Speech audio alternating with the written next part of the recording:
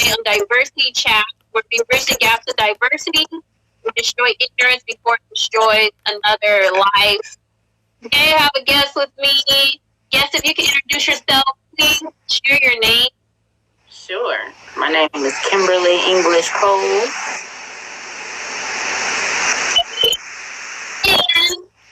And where you are, where you from? I am born and raised Columbus, Ohio. Yes, and I'm proud to be here. Thank you, Lucretia, for letting me join you tonight.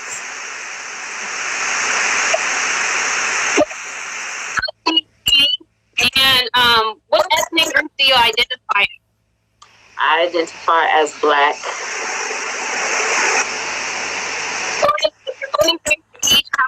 What range? And I'm sorry, I'm having some, it's like every time you talk after I talk, there's a delay. I can't hear you for a while. So can you ask the question again? How old are you? How old am I? I am 38 years old.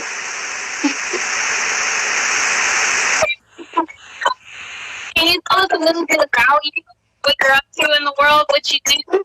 Sure.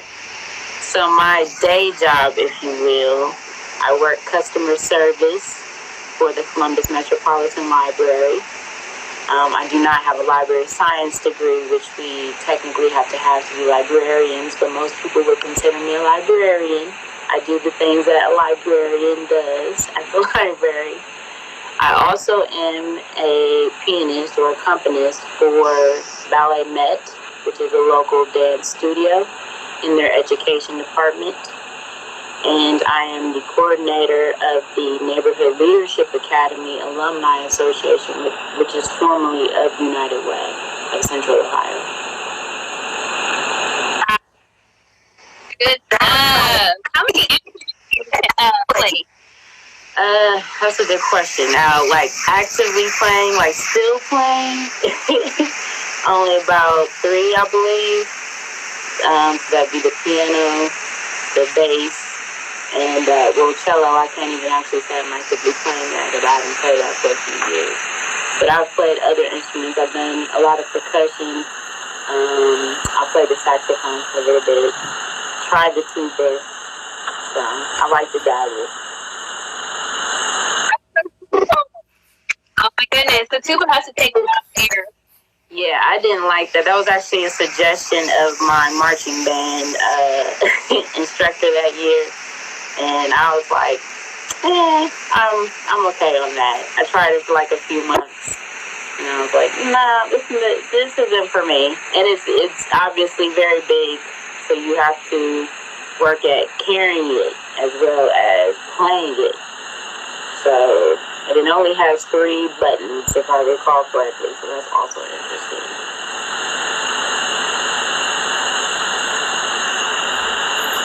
I can't hear you. I'm sorry. Oh, yeah. You said there are 3 buttons on the tuba.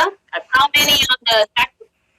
Oh, that's a good question. I don't remember off the top of my head, but it's at least, I want to say it's got to at least be 8, because most of your fingers are touching buttons. So that's a big difference. But just like, I think a trumpet has 3.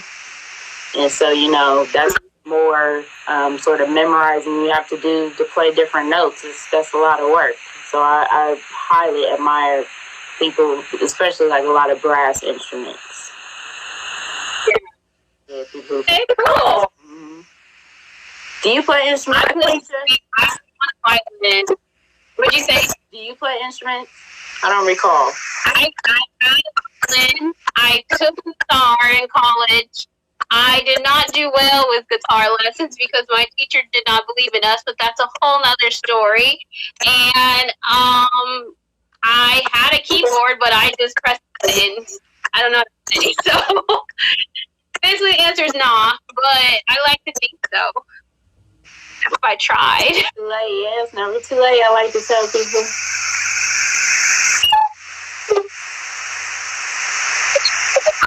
So I know you from college. So I've known you for over 10 years then. I've been here in Cali for 10 years. Wow. And yeah, it's crazy, huh? I've known you that long. Yeah.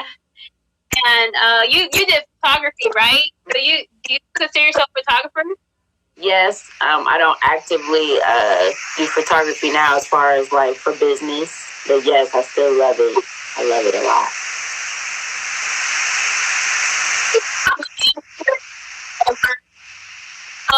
I refuse to take the prerequisite for what is it? The traditional to do digital. Gotcha. So we went to art school, by the way. I didn't say that part. So there's a lot of dabbling for me anyway. A lot of different creative projects. But I tried to be a great photographer, but I just refused to do the prereq. But I love taking pictures of flowers, clouds, and cars. Oh, I like that. Yeah. So you would relate. My son loves cars. That's his thing. So y'all would have something in common there. You see some of his artwork behind me, actually. So I'm in my basement studio. So this is where we do our art. Speaking of which, you can have my Christmas thing. I forgot that. Well, it's really cool. Yeah, I just made it during the pandemic, actually. It gave me some time to kind of settle down, and I was like, this is a good time to make some space for myself so I can actually collect my thought, like have a place where I put all my stuff. And so I was very intentional in making this space. So, yeah. I encourage everyone to do it. What'd you say? I encourage everyone to do it. It doesn't matter how big or small the space is. Make a space for yourself.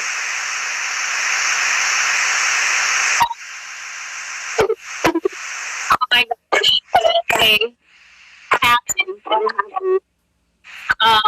But yeah, that's really cool. And I know we were going to talk about cultural exposure and traveling. And so the way I'll start the conversation is with my hometown, one of my hometowns, and you know, back in Columbus, they got the Rib Festival, the Jazz and Rib Festival. They got Ohio State Fair. We got the Pumpkin Show, which is something to me because I love pumpkin. And we got Asian Festival. They got the Juneteenth. They have so many festivals. I love it. I feel like I'm deprived here because I've been exposed to so many fantastical festivals back home that we don't have them here. And I know, the Asian Festival, I remember going, and they taught you how to do different dances, like Bollywood style and all this other stuff. Obviously, the food's amazing. Jazz and Rib Fest, you got ribs everywhere. I don't even eat ribs. I love the smell of barbecue. They got all kinds of music. You got music from Latin culture. You got music from old school urban culture. Just everybody, big bands, little bands, everything between. And I love that. And it's a beautiful way to show people different cultures. I'm curious. I mean, I'm sad because COVID's probably shut a lot of that down, huh? Yeah. That's really unfortunate. I know it's probably a lot of money wasted, not wasted, but not going to the community now. But what are your favorite events that they have out there for community? Ways to experience other cultures and stuff. Yes, well, you mentioned one, the Jazz and Rib Fest. That's always a great time. I have great memories from going to that, even as a kid. Definitely all of the fests you mentioned. ComFest is one that I also enjoy. So that's short for Community Festival. I just learned in the last few years. That happens somewhere for people who know the areas, short north, or I'll just say close to campus, not exactly, but for people who know about Ohio State, it's kind of near that area. And that's where they have more of the, what would you call it, like the indie, more independent artists, things like that show up. You have a lot of local art and local vendors. What else we have? I actually think the fair, the Ohio State Fair happens here. That's a blast. So yeah, like you mentioned, a lot of that is is not happening. Most of that actually is not happening. But those are typically great reasons to come to Columbus, yes. What do you guys about, events like that and being able to be around people that are different? Well, as you know, and I believe you're the same way, we're very inclusive in nature, but it's not always easy to be inclusive, and I think a lot of that comes from what a new term that people are using is implicit bias. And that means, so you may not know that it may not be you're outwardly racist or fearful of people or things of that nature. It might just be you've been taught certain things without even knowing it, and those things may be keeping you back from learning about other people. So where in your everyday life, you may not be exposed to a certain group of people or certain traditions of a group of people, let's say. These are reasons, these cultural festivals and community festivals are great reasons to break out of your everyday norm and explore some new things and hopefully meet some new people. So I love these things because not only are they authentic typically, because if you hopefully have the people who it's about, sort of who it's celebrating, giving those experiences, you hope they're authentic, but they're also informative and entertaining. Those are some of the best 3 ways to bring people together, even from a public relations standpoint. So that's how I feel about it. Right? Yes, of course. So food, I would fall, like when I say entertaining, that can mean a number of things. You mentioned a whole bunch. Music is a great way. Obviously, anything visual, whether that be any kind of visual art or performing art, but food is like a given.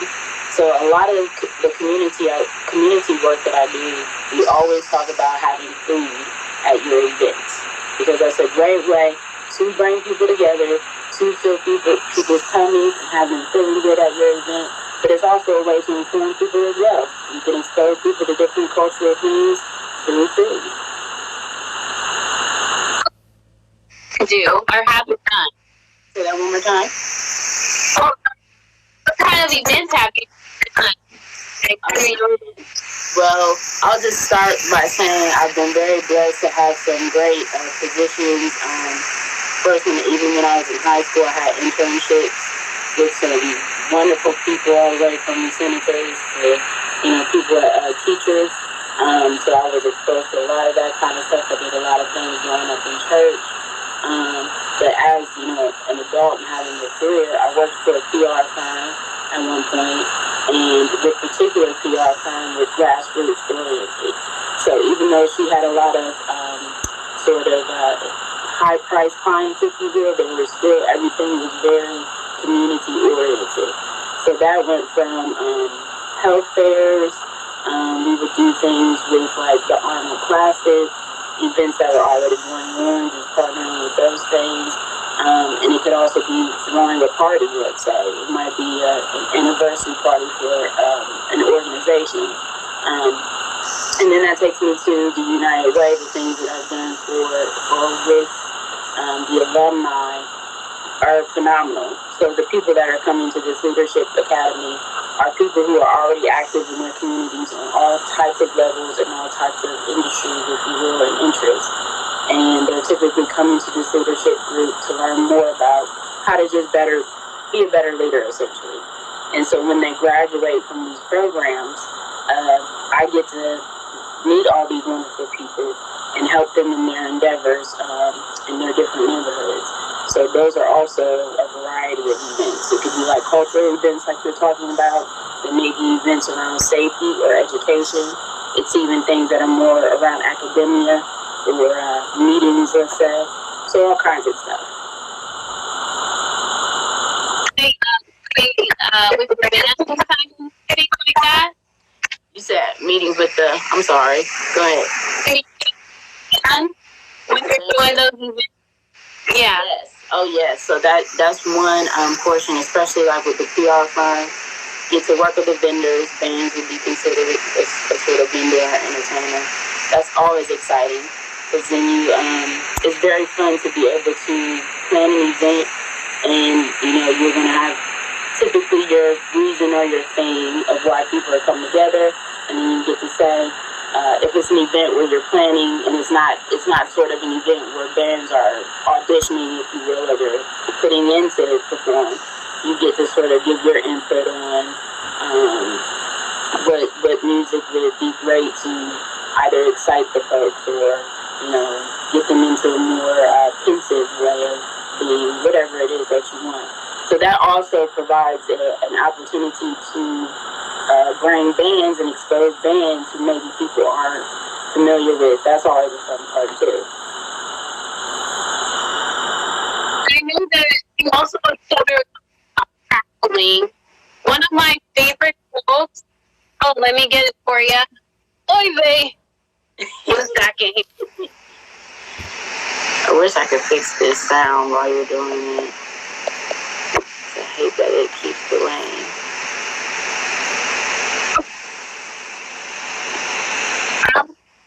Prejudice, bigotry, and narrow-mindedness, and many of our people get sorely on these accounts.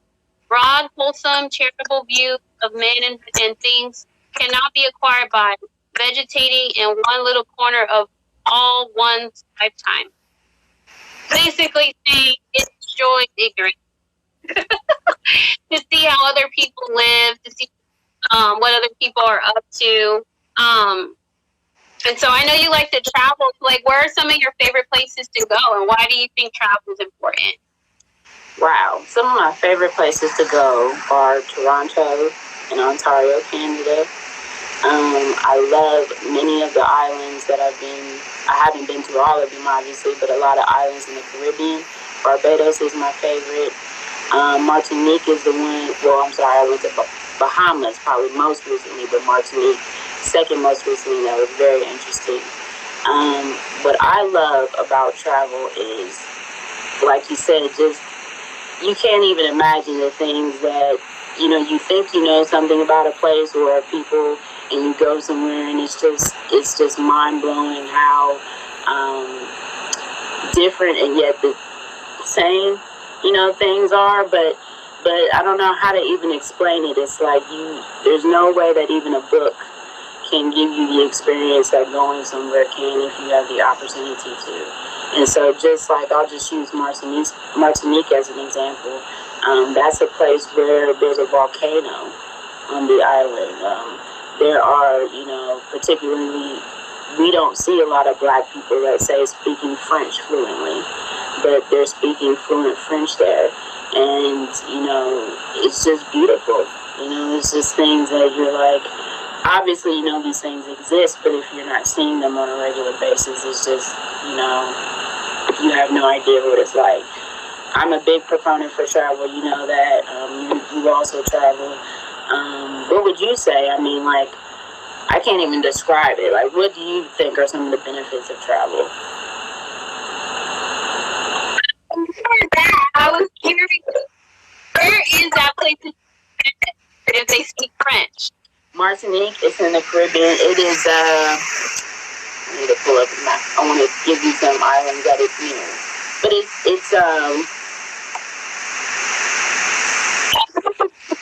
other people with complexion speaking French in like African countries. But I haven't heard it. That sounds like an island. I haven't heard it in Dominica and St. Lucia. I had to pull up exactly so I didn't say it wrong. And both Dominica and St. Lucia are also fabulous. But any of those, Guadalupe, Barbados, I mean, they're just phenomenal. And just, looking at the vegetation and, just the way the land is and how people live off of the land is so different than, they use everything that's there versus just, being very excessive in materialistic things. But go ahead with what you were going to say.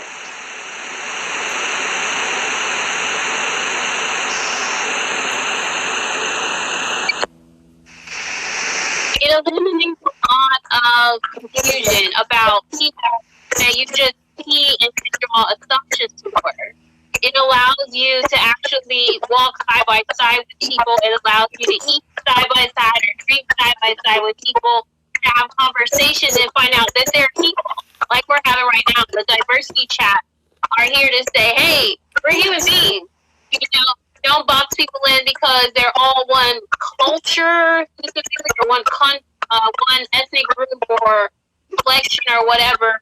But that people are people, and you know, once you get to know one-on-one with someone, you're able to see similarities and likenesses that you can, you know, kind of elaborate on and build relationships off of. When you find out that there's more to people than the way they look, you know, it's like, wow, you know, like this might become your best man at your wedding, or it could become, you know, your someone who you really need to watch your kids, you know, someone in your neighborhood that you overlooked all these years, and you find out, you know, that person is actually amazing, very responsible, and they're very helpful and willing to be there for you. So with traveling, and that's with just talking to your neighbors, I find it very important to not be turned off by differences, and especially when you're just limiting yourself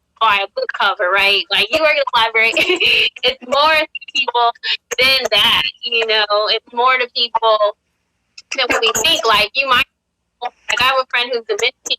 A lot of people, she's a little bit more dark complected than I am, or brown tint than I am, and people think she's probably going to be identified as African American, but she speaks predominantly Spanish, so people are going to approach her culturally like she's from, especially if she's being here in America, they're just going to automatically assume they could talk to her like she's an African American, even though you can't talk all the same way, but the general basis of it. But if you realize that there's people with our complexion that speak Spanish because the slaves were put in other countries too, you know, then it's like you can approach people respectfully, and then you can build relationships from that place. So for me, it's important to travel just to broaden your horizon, to see that there's more in the world than what's happening in your part of the world. There might be people that you can help out there, or people will inspire you for creative projects. You know what I mean? Like you know, with the photography, it might inspire you with a photo project or a documentary, or telling someone's story, or helping people who are in need. So you never know why. That's you got to just remain curious and open-hearted. Obviously, operate in wisdom, but then go out there and see the world and bigger than what you're going through. And I mean, a lot of times too. Personally, I travel on TV. I have not gone in these amazing places you've gone, but I travel on TV and I get outside of my world in my head and what I can see with the stretch of my eyes can take, and I'm able to see that the world's bigger. It gets me out of my head, you know. It gets me out of my small-mindedness and allows me to see that there's more going on. So I think there's a lot of benefits to it. It's always going to come down to food as well, but relationship, you know.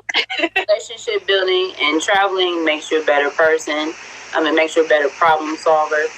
And essentially something I feel like you're touching on is we talk about in our community work is storytelling. So it's learning, it builds you as a more compassionate listener, to where you can listen to people.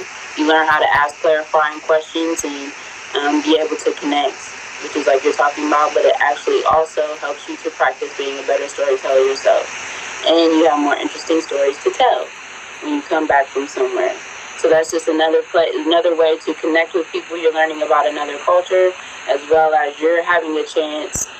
Something I find often when I go to another country, I'm an American, right? So they sometimes will talk to me or ask questions about our government or how we live.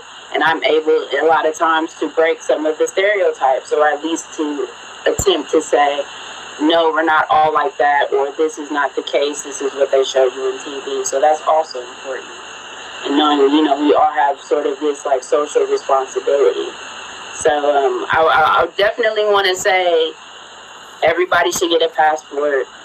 Something I hear commonly is like when I mention that, people are like, oh, I thought it was like $500, $1,000 or something like that. A passport is $110. I just looked it up again. it's not, I mean, I know everybody, I'm not trying to say everybody has $100, but I feel like the majority of us can at least save up to that. Get one for your children. Kids can get them too. For adults, you have them for 10 years before you have to renew it again. And then just start to take the trips, even if you're not ready to take that step, just nationally. Just starting to take, even if it's just in your own state. Do something that's different than your norm. Get out, meet some new people, especially if you haven't been out of your own state. It's actually not the same water and trees and air. I've heard people use that. It's not the same. The water in Ohio is not the same as the water in California. It literally is not. LaQuisha knows that. She's lived in both places. So, and do you mind speaking briefly on, like, being someone who's moved to a new place? Like, what is that like? What's that experience been like? I must say, when you talk about the water, in America, we have like the biggest version of a banana. And that other countries, there's like so many more opportunities. Like I've seen some at Whole Foods and stuff that I'm like, I need to try. It's like a red banana and stuff. But overall, like our basic banana that we get here is like, listen, there's something better out there. So, anyways, for as far as moving, it's really dope to move. And for me, on the spiritual tip, it's like awesome to see God big. He's like omnipresent for real. And that was my whole, like, one of my biggest goals is to find out if he was real. Honestly, when I moved, it was like, is you really real? Because they shout about you at church, but I want to know in real life. And I've seen God just connect me to so many awesome people.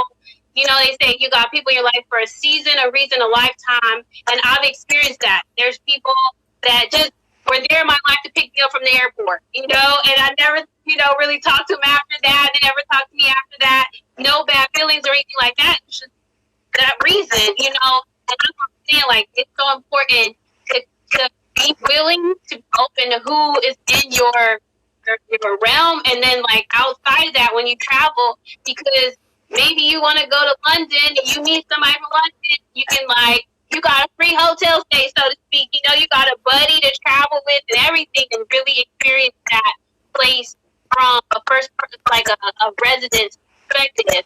But for me, I've actually lived in California 2/3 of my life and 1/3 in Ohio. So I'm like, raised in California and raised more in Ohio and back out here as an adult. And for me, it's cool to stay on my toes and see what else comes up, But I love, I was in LA for 8 years, almost 8 years, and I love pupusas. Okay, just come down to food. That's how I connect with people, different cultures. You eat. Let's do this. Like that. That is my favorite food right there. Salvadorian food. Give me a pupusa. I am happy. I used to think pizza was here, but pupusas are. And so it's like amazing. So for me, it's exciting also for language. In LA, you got people speaking so many different languages. You got Armenian, you got Spanish, you got Portuguese, different languages, everything like that. And so I'm just very into the diversity of it all. And I love learning new cultures, and I'm very grateful when people are willing to share theirs with me and open to me sharing mine with them. It's unfortunate when people are trying to suppress your culture to blend in, or you're asked to suppress yours. But I do like to stay open, and I'm glad that I get to do that. And I get to call How Home Forever. I'm always going to be a Buckeye, but I'm definitely open wherever I get to go in the world. And I hope I get to travel to cool places like you have. I've been to the islands like that. But we're going to do I'm going to do my closing. And then if you have any closing thoughts, I'd love to hear any other encouragement. You already shared so many nuggets, but if you have anything else. So we just want to thank everybody for joining us today on Diversity Chat. We bridge the gap to diversity and destroy ignorance before it destroys another life. Thank you, Kim. Bless you. I know it's later there, so thank you for staying up, sis. What do you have to share with the people? Just, these are hard times, but stay as positive as you can. Your life matters. Do what you can to learn about other people and get out there. And don't wait for somebody to say it's okay for you to do it. You can do it. You can do it if you want to do it. Go somewhere new. Do some new things. We love you. Me and LaQuisha love you. So just remember that. God loves you. And God is good. Yes. Yes. Appreciate it.